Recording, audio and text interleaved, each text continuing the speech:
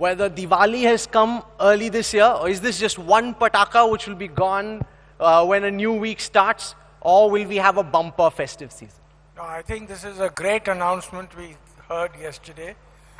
I think it's going to totally change the economic progress in our country. I would say that the only announcement I've seen which is of greater importance to the economy was in '91 when we changed things. But this will have tremendous positive effect to my mind. The economy will pick up, businesses will pick up, and I think we'll see a turnaround.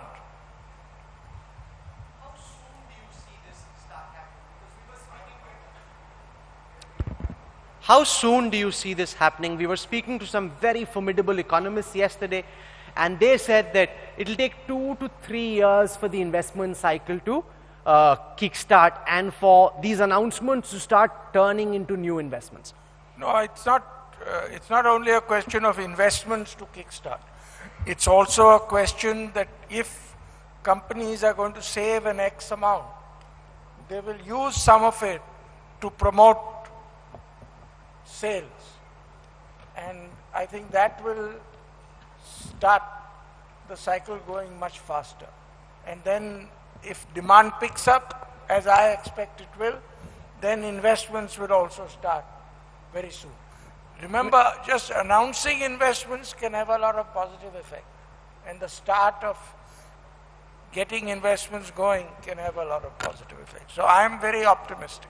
Mr. Mohandas Pai, you've seen as a big supporter of the Modi government, but you've also been poking and punching them recently.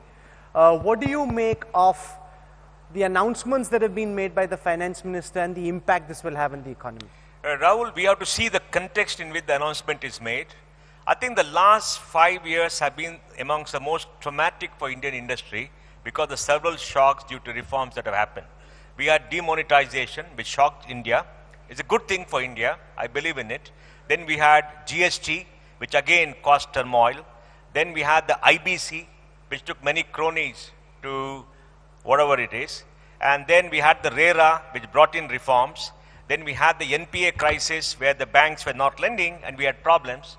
And then we got this NBFC liquidity crisis. So there's been crisis after crisis after crisis, and industry's ability to respond to the shock is gone.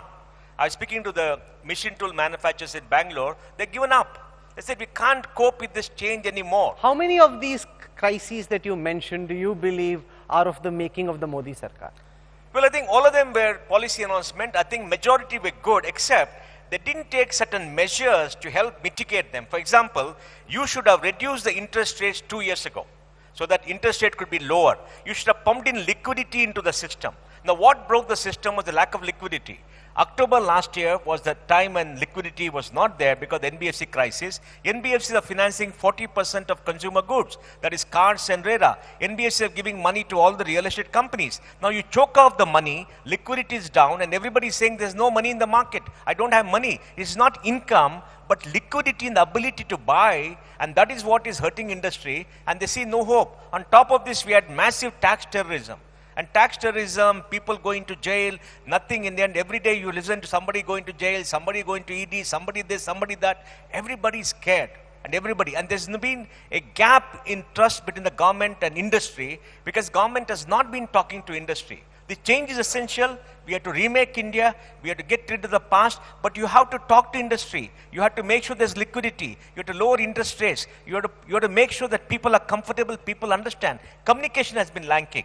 Now, the government has realized this. For a prime minister who built his own story around the idea of the Gujarat model and being pro-business, why do you think for so long they were deaf to what industry needed? Well, I think for the political system, they were interested in making sure that the bottom of the pyramid got all the things they want to make a good life. No prime minister in India's history has done as much for the poor in 5 years as Prime Minister Modi has done. And that's why he came back with a resounding victory. But he also realized now, by his speech, that you have to take care of people at the top, who are the wealth creators, who are the ones who give job, the entrepreneurs, and make them feel good. And that's why he made the statement on Independence Day that, look, wealth creators are good people, we should not demonize them. And this is coming out of that. So I think the next 5 years, we'll see more focus on industry, because the necessities of life for more Indians has been taken care of, and now we must improve the wealth. Also, the political system was there. After the Jut Boot Ki Sarkar, I think the government withdrew because it was becoming seen as anti-poor.